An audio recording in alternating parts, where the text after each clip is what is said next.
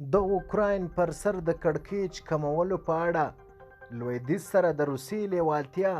سلامونه نیکو هیله مو هرکلی کوم. روسیې تازه لیوالتیا ښودلې چې د اوکراین پر سر د کړکېچ کمولو په اړه له لویدیځ سره خبرو ته دوام ورکړي. دا اقدام په داسې حال کې کیږي چې د جرمني صدر اعظم اولاف شولخ کیف ته د سفر پر مهال ویلي چې له اوکراین سره په سرحدي سیمو کې د روسیې د پوځیانو د ځای پر ځای کېدو لپاره هیڅ معقوله توجیه نشته.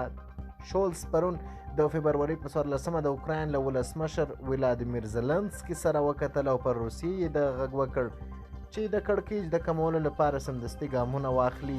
تېره شپه په یوه ټلویزیوني وینا کې د روسیې ولسمشر ولادیمیر پوتین خبرداری ورکړ چې خبرې نه ختمېدونکې نشي کېدی، خو یادونه یې وکړه چې هم د ډیپلوماسۍ ته ځای پاتې دی.